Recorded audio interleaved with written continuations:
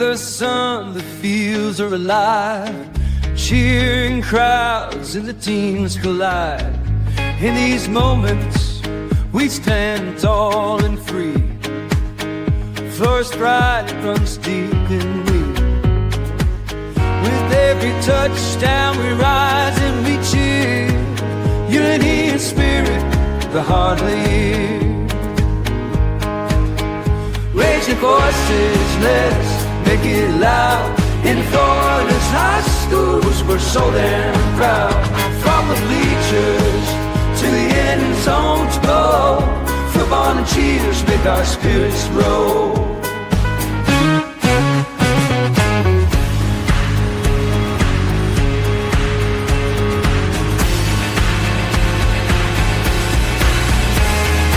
Girls in the game, they're fierce and bright. Flag in hand, they give it their might. From every town they bring their dreams. On this field of gold, nothing's as it seems. Together we shine, together we play. In Florida's heart, we own this day. Raise your voices, let's make it loud. In Florida's high schools, we're so damn proud. From the bleachers to the end zones go. Football and cheers make our spirits grow. So here's to the game, we'll rise and stand. In Florida's field, real die band.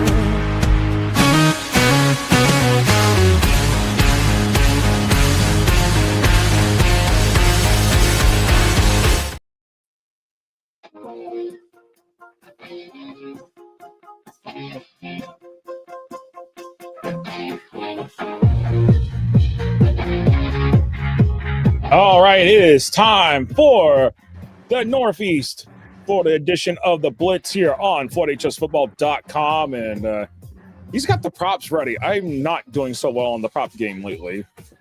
Happy Microwave Oven Day. What does that say at the bottom? Beep, beep, beep. Oh, my goodness.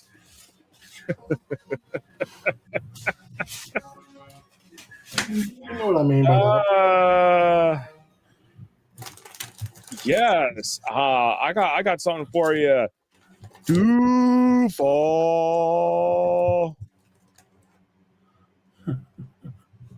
Big win. Jaguars. Yes. Yes. How's everybody doing here? I'm Josh Wilson. That's Christopher Like. They're on the other side. And, boy, we got some stuff to talk about with Northeast Florida. And we'll go back to our Week 7 picks. And, well, I can say this. Somebody went a complete 6-0. Two others went 5-1. We'll find out here in a moment here in terms of the with the record here in a moment here and what we did here in our picks as we go into the Blitz Lines.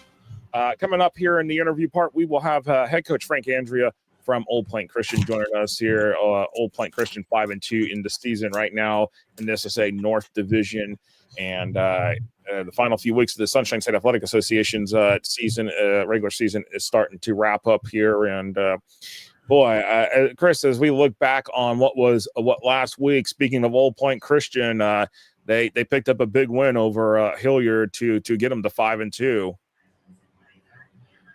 Yeah, they won 32-14 in that game, and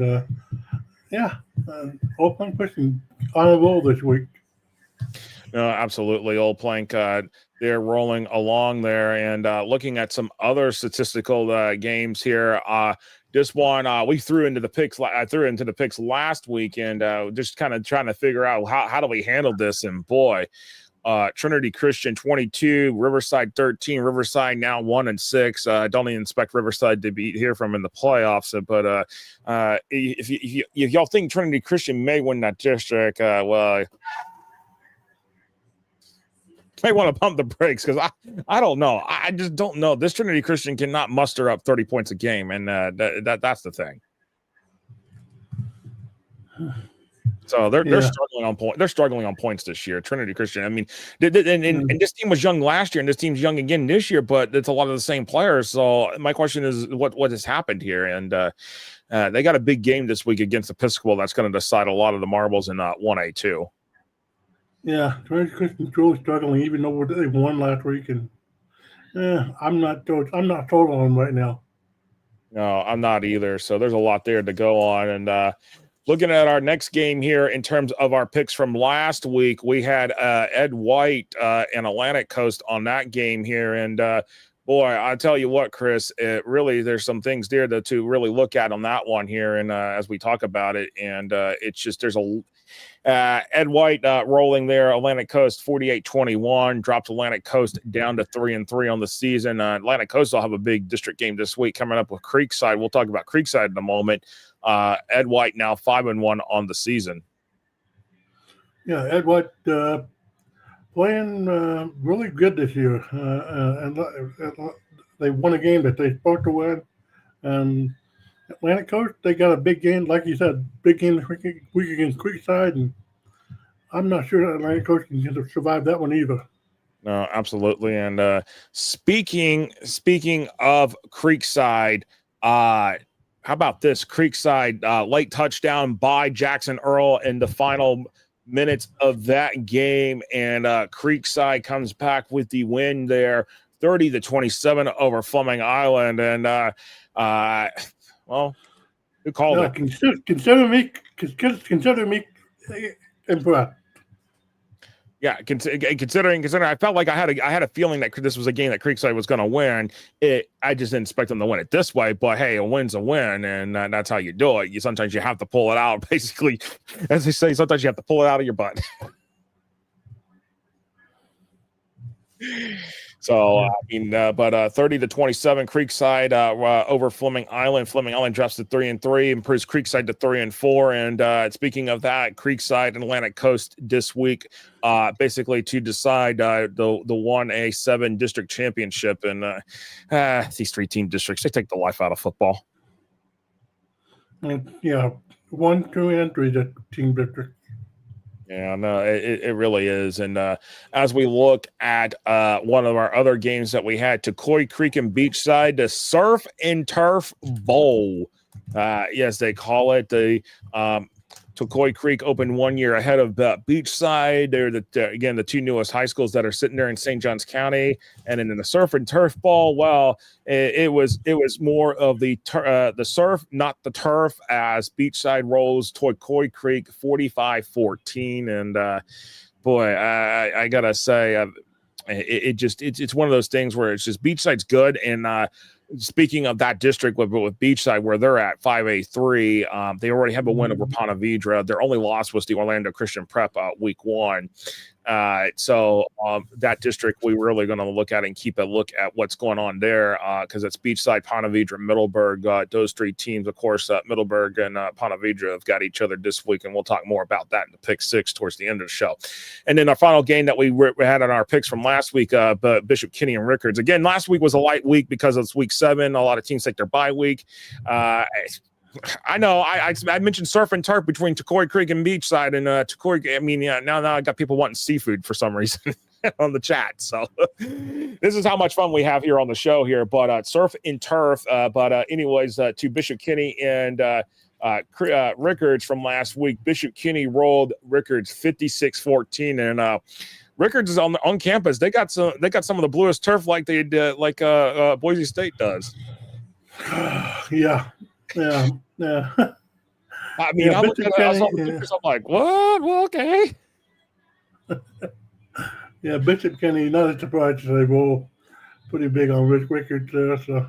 Yeah, and that's another. Bishop Kenny's got a big game this week against Menendez that'll decide the District 3A4 championship. So, again, as we mentioned in the last show on the Central Florida Blitz, we're going to mention it here again. We'll mention it the rest of the night, and we've mentioned it basically all week so far, is that a lot of districts are going to be decided in the FHA this week. Okay, that's pretty much what's going to happen here. Week 8, there's going to be some that won't be decided until week 10, but there's going to be a lot of decision making here that's going to happen here come Friday night across the state. So, with that said, Yeah, you can compare week 8 to more like election night. So there you go. The election night. I like that. That's a good way of an analogy of playing armchair quarterback with the results and seeing, hey, all right, this team's won their district and this team's not won their district, and this team has caused a 3-way tie all of a sudden. So yeah, that's what we're gonna do. But I don't want the UFO. All right, we got to take our break here, and then we're going to have head coach Frank Andrea from Old Plain Christian joining us here on the interview here on the show here. We're going to, and he's got the grapes. Yeah. Anyways, we'll be back here in about 2 minutes here on the Northeast Florida edition of the Blitz here on FortHSFootball.com and FortHSFootball.com social media handles.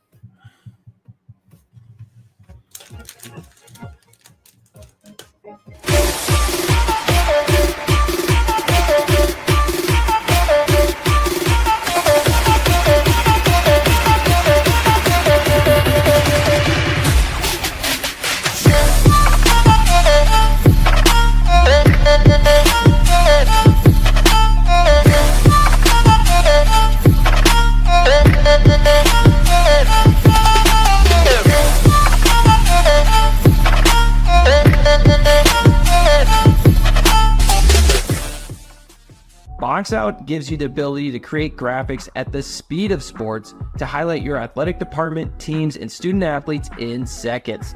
Used and trusted by Notre Dame, Ohio State, UConn, Marquette, Georgetown, and many more of the top college brands in the country. If you want your school's brand to stand out through all the clutter, start your free demo at boxoutsports.com.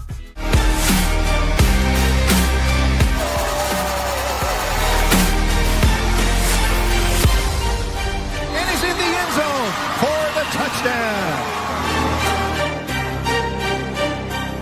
Touchdown!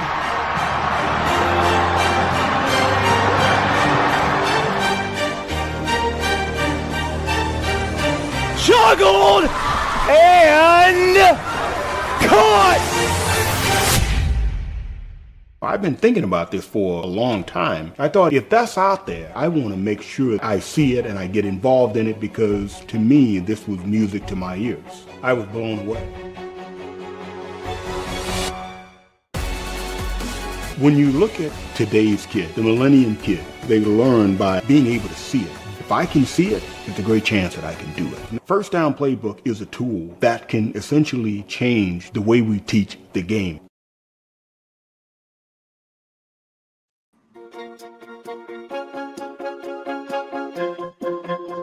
All right, welcome back here to the Northeast Florida edition of the Blitz here on FortHSFootball.com and the FortHSFootball.com social media handles. And as we go into the interview portion of the show, we want to welcome head coach Frank Andrea from Old Plain Christian in Jacksonville in their second year of 11-man football. Been in the 8-man for a lot of years, but Coach Andrea is no stranger to football in Northeast Florida. Having spent many years over there at Eagles View Academy before coming over at Old Plank. And Coach, appreciate you taking a few minutes of your time to join us here. And I mean, y'all are 5-2 on the season. Just talk about your defenders squad here. I know you took over right before the season started, and just talk about the program getting back to being a head coach after a year off. Yeah, it was nice being off for a year, being OC, a lot less responsibilities.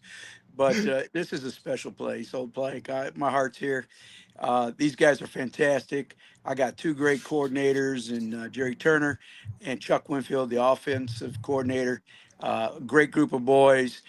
This is our second year, like you said. I think we let a couple get away. That could have easily been, 7-0. But it is what it is. Our record is what our record is, and we're building something special here at Old Plank. We're building something that I think that a lot of the schools around here, I didn't have these kind of resources with such support from the church, the community, the school. We're building a locker room outside, a 20-foot announcer's booth, and it's just special things going on here. No, that is awesome to hear that a program like y'all are starting to build around the culture of 11-man football and to build what y'all want, that y'all envision for the program itself. And looking at everything, you mentioned 5-2, and you say you let a couple slip away. And I know you've had a couple tough ones there. St. Joe. So obviously St. Joseph Academy. I know that was a tough one, Bell. But looking at some of the games y'all played, y'all have had some success against some other opponents along the way. And this. When we're looking at it, talk about being able, the scheduling that y'all do, because y'all are in the Sunshine State Athletic Association, and y'all control the schedule basically from start to finish. I mean, talk about that and the process, and being, what do you like about being in the SSAA?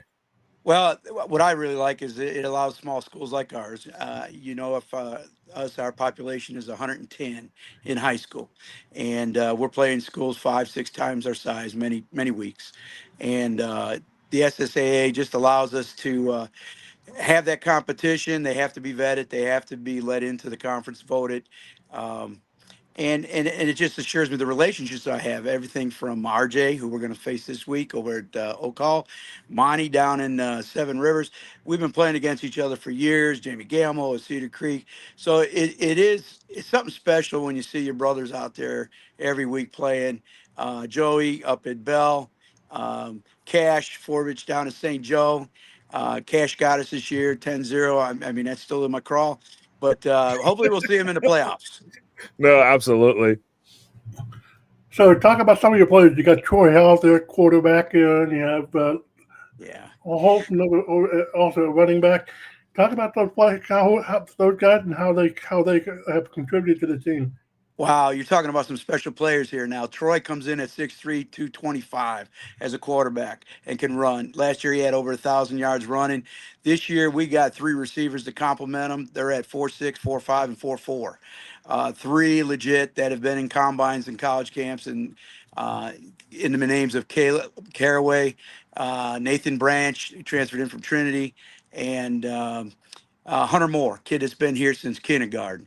And so we got some fantastic receivers, and you notice we're throwing the ball a lot more. In addition to that, our running back, you can't say enough about him. Every coach I face always says about number 0, Leonard Holton. Leonard's approaching 1,000 yards this year as a senior. I've had him since he was in 7th grade over at Eaglesview. He is just one tremendous kid on the offense. And the line never gets much glory, but we got a senior out there, Brody Strickler. Number 71, he keys that line, keeps them going. We lost 2 seniors last year that after the fantastic year we had, and so the yards are piling up. The stats will take care of themselves, but we look at it 1 week at a time. When you look at it 1 week at a time, obviously this week it's Oak Hall's on the clock. So I mean, what is it? What's the biggest challenge y'all face against going up Oak Hall? Since RJ Fuhr did return this year as the head coach there, I know that they just took their first loss this past week. So I know that he's been able to turn that program around as well. What's the biggest challenge y'all are facing for this week's game? RJ's runs a good program, regardless of what he does. And now he's running the flex bone, so it'll be the first time we see it. It's going to be assignment football. Coach Turner's, we got some great defensive players. There's a kid named Barbosa, Nick Barbosa. He's only a sophomore. He's that man-child we put on defensive end. His statistics are speaking for himself. You'll see a lot of clubs try to run away from him. Mark in our middle is fantastic.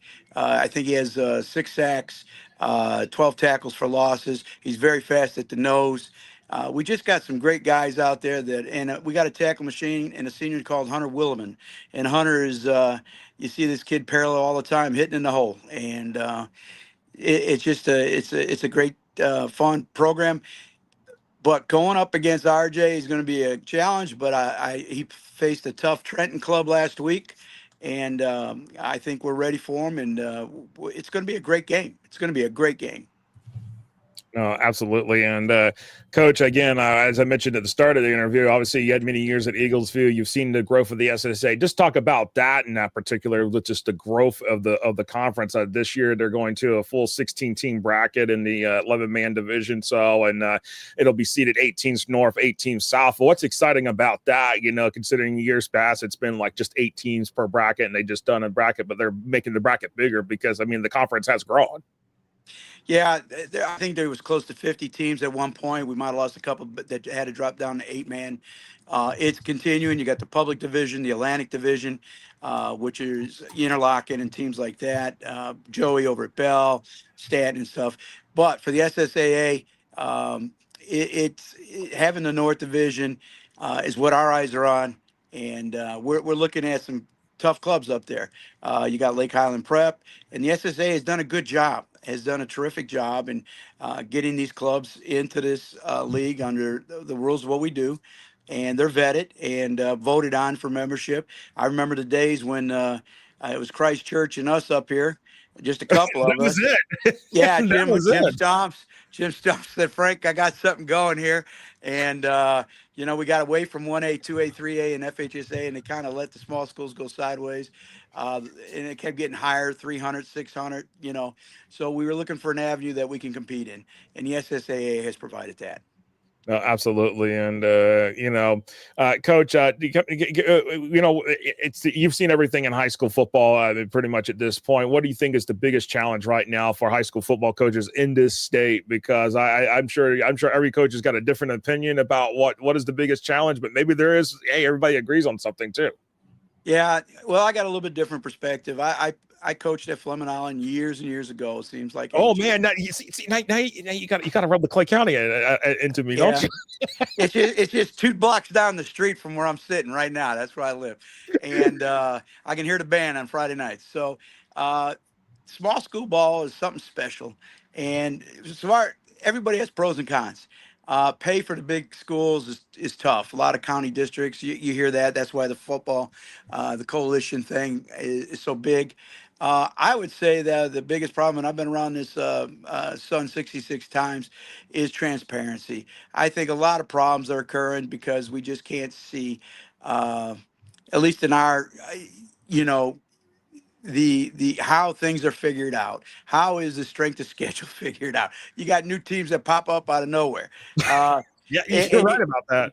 And how do you say their strength of schedule? So, and I'm not belittling anything. It's a challenge for those guys at the administration, and I got a lot of leeway for them. But if you're asking me what the biggest thing is just keeping our kids focused, control what we can control, and that's Friday night. Getting prepared, get the hay in the barn.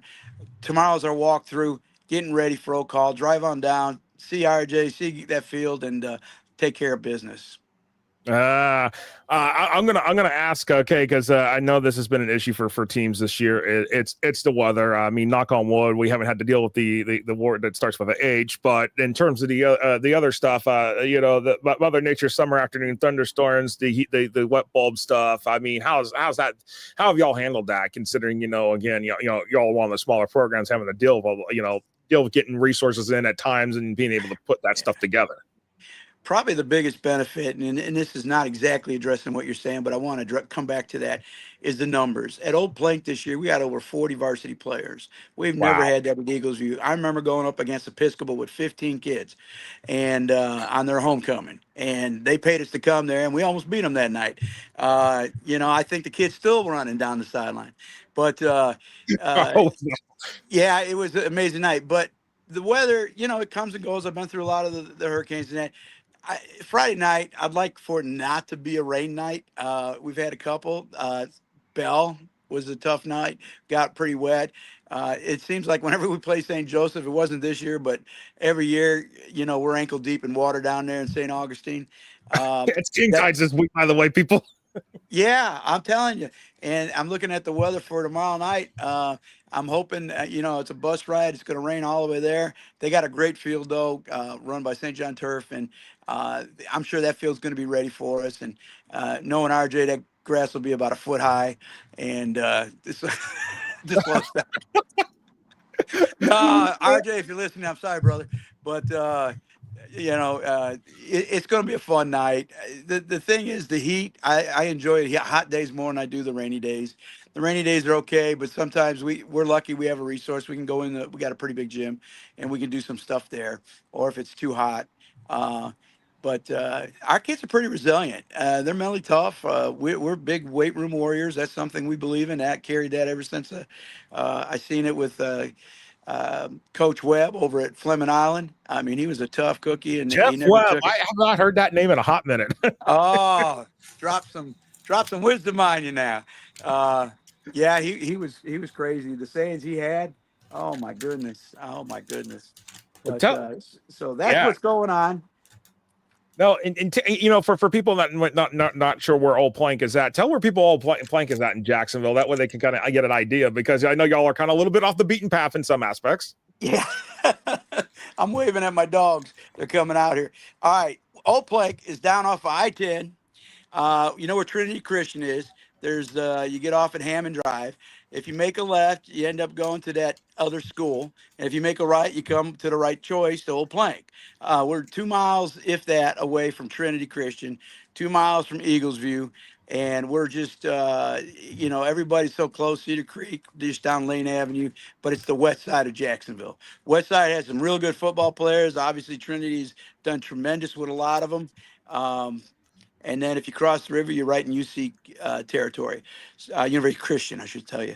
But yeah, it's a hotbed right here on the west side of football. There's good football all over Northeast Florida, but you got to love these west side kids. They're tough. When you go to my practice, what you're going to see is about 30 pickup trucks, all jacked up. You're going to see they're all, they work hard. They all got businesses cutting grass or doing something like that, and the summer or year round, some of them. It's a tremendous bunch of kids that, most of them all belong to that, go to that church, and they have that mentality. Everything's for his glory, which was started by our last coach, and we've continued that, and we believe in that.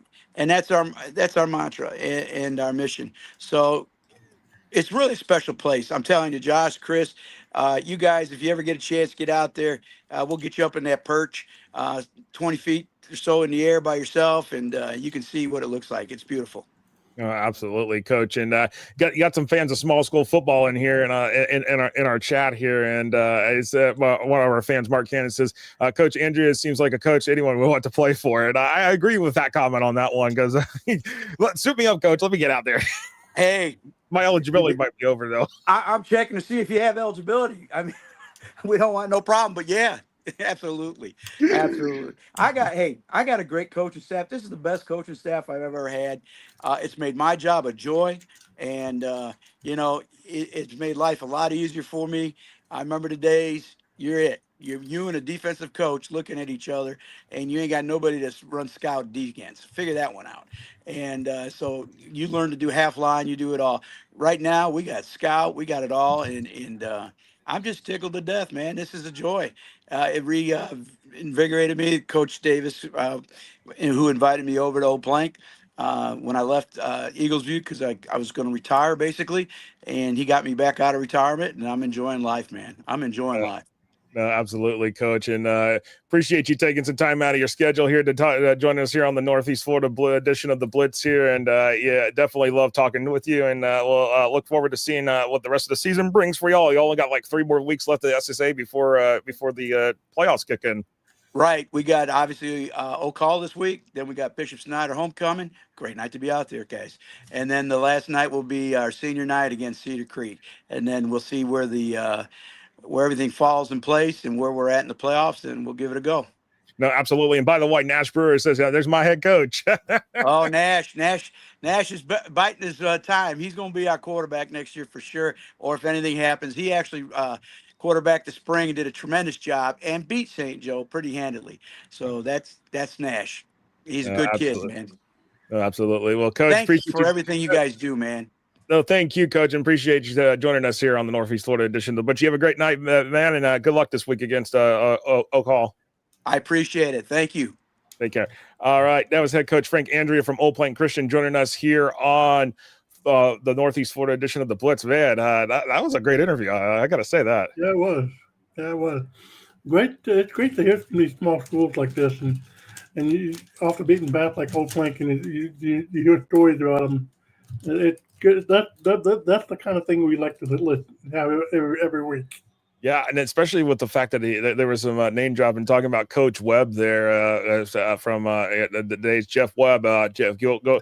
We'll look up Jeff Webb, not just Fleming Island, but go out to the Panhandle. Jeff Webb has got a lot of history out in the Panhandle, especially I believe with Baker as well. So state championship winning coach, and definitely did a lot there. But anyways, we got to take a break here on the Northeast Florida edition of the Blitz, and then we've got the Pick Six coming up here right after that. We'll be right back here on the Northeast Florida edition of the Blitz.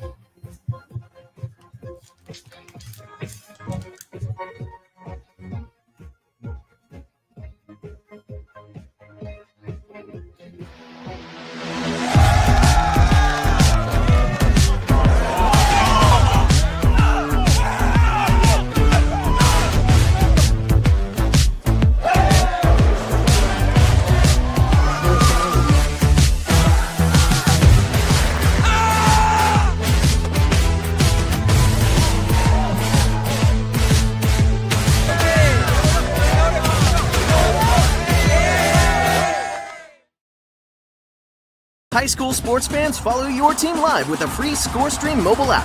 Download ScoreStream to get real-time scores, photos, and awesome video. Plus, follow your favorite teams and friends. Get real-time high school sports from ScoreStream.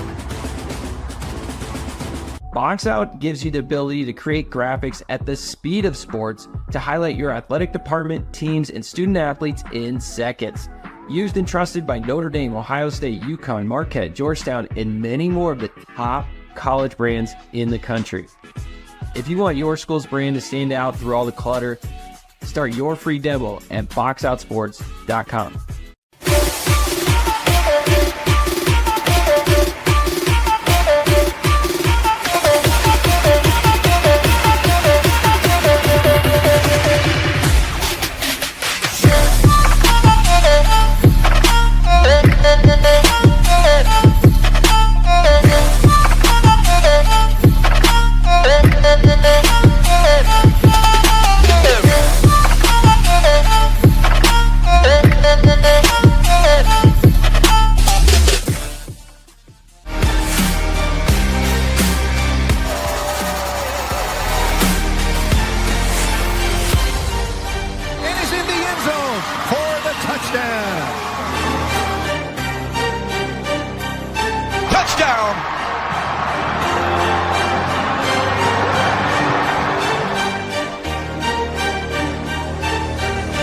Juggled and caught!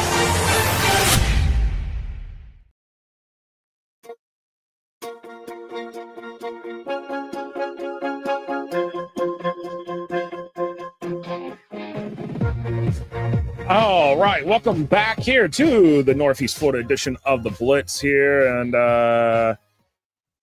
Emory, yes. Mark Cannon's got some Coach Webb stories. Boy, I got a treat for y'all coming here soon.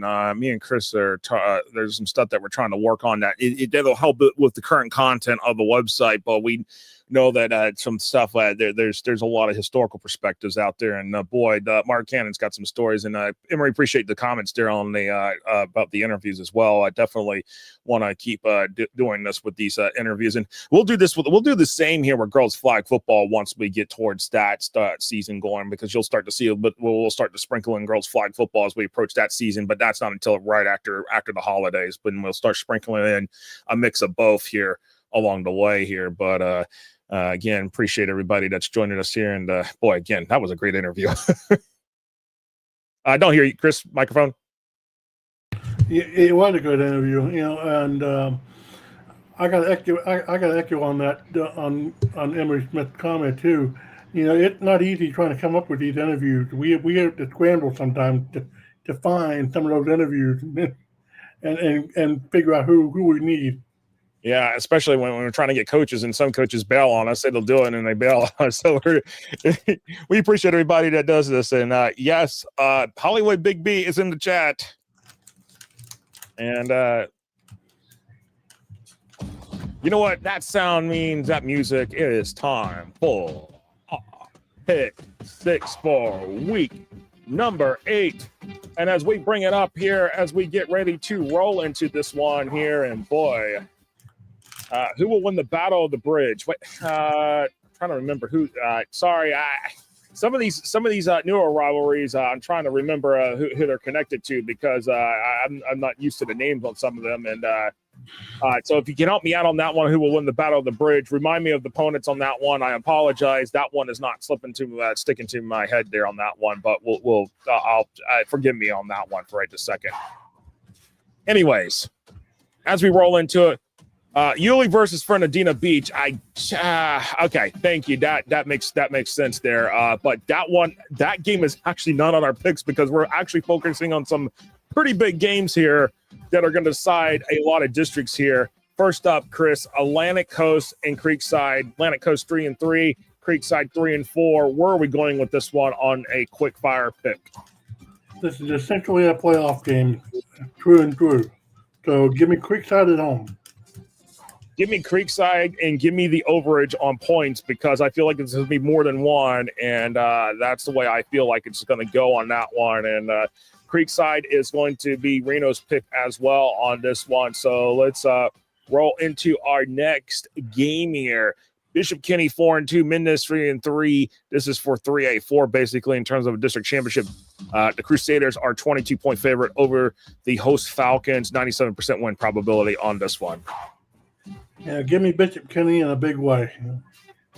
Bishop Kenny, I'm going with the Crusaders, and too bad this game is not on the river instead because honestly they had a very beautiful view right there on the St. John's River. They're off Atlantic Boulevard and I-95, but that's for another day. Anyways, I'm going Bishop Kenny. Reno's going Bishop Kenny, and it looks like in the chat it's been Creekside, Bishop Kenny so far in terms of the picks. Next up, 1A2. This pretty much is going to sum up this district here. And Trinity Christian's 2-4. This is not what we expect out of Trinity Christian. Episcopal 6-1. The computer is liking Episcopal 16 over Trinity Christian. And part of me says I actually agree with this. I feel like this is if there's any chance for somebody to beat Trinity Christian and take a district title out from them, this is the year to do it. Yep, and I think Trinity Christian's going to be in for a long night. So there you go. Give me Episcopal on this one. I don't have faith right now in the Conquerors, and give me Episcopal on this one. I feel like Episcopal. This is another. By the way, Episcopal, their stadium also pretty much on the river there in Duval County off Atlantic Boulevard. Another beautiful scene there usually as well. Give me Episcopal there on the river for this week for week number 8. That's just the way I'm going to go with this one. So. The next game up is Hawthorne 4-1. Yes, Hawthorne has only played 5 games. They only have 8 games on their regular season schedule. They finally played their first game in several weeks last week. They're 4-1. University Christian 5-2 coming off the loss against True North down in Miami. Hawthorne is a 4-point favorite over the Fighting Christians, giving the Hornets a 64% chance on the win probability here. You know, somewhere the low amount of games is going to come back to Hawthorne here, especially in the playoff. But give me University Christian to win this thing. You're going to take University Christian, and Reno is taking Hawthorne, and I'm going to take the Hornets in this one as well for the win. But wouldn't be surprised if University Christian comes back and wins this one. That wouldn't be surprises as well. But all right, here we go. Our 5th game here on the picks here for week number 8 is Fletcher 5-2, Mandarin 6-1, District 6A. 2 right here. Mandarin a 4-point favorite over the visiting Centers, giving the Mustangs a 64% chance of winning. Yeah, I like the Mandarin in this thing, and it's not going to be. I think it's going to be a bigger margin than that. So I feel like it's going to be a bigger margin than that, but give me Mandarin as well, and give me the overage on points on this one here. All right, our 6th and final game is Ponte Vedra 4-2 at Middleburg 6-0. Ponte Vedra is an 8-point favorite here in this game, but if you tell me something Do I have an inkling feeling that Middleburg could pull this off? Yes. Middleburg does have a 21% win probability on this one.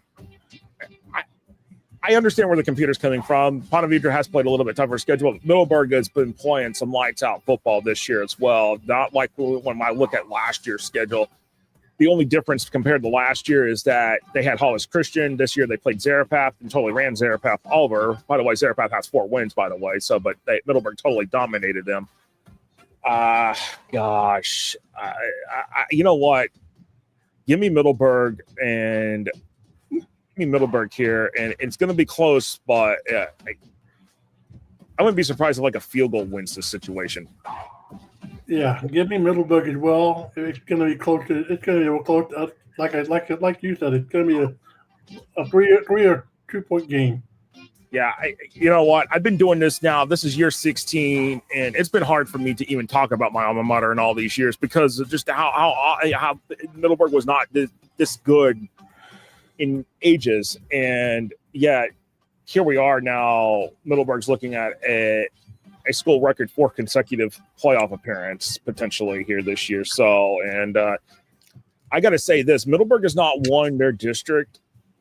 Not won a district championship since 1990. So if this tells y'all anything where we're going with that, could some history be broken at Middleburg if they can get past Ponte Vedra and get past Beachside? Those are going to be the 2 teams they really need to get past. If they beat Fleming Island, that'll be huge there too. And yeah, a lot there to digest. Yeah, a lot of these districts are really coming down to the wire, and this week can be a real telltale story. Whatever, it's going to change the map completely. Absolutely, and they said talk some trash. Well,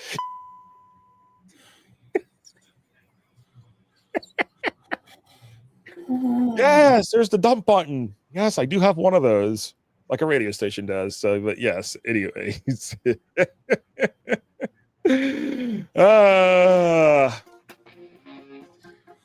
It's time to wrap this up.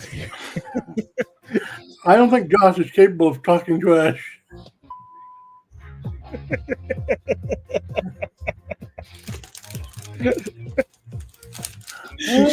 Oh, talking trash. What was that? Huh? What was that?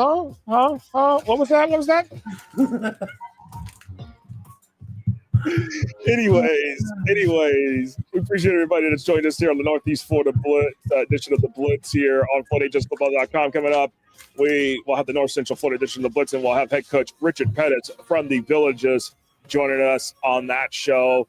And we'll talk more about that on the flip side here in just a few minutes. We'll be right back here. Oscar! All right, we'll see you all back here in a couple of minutes.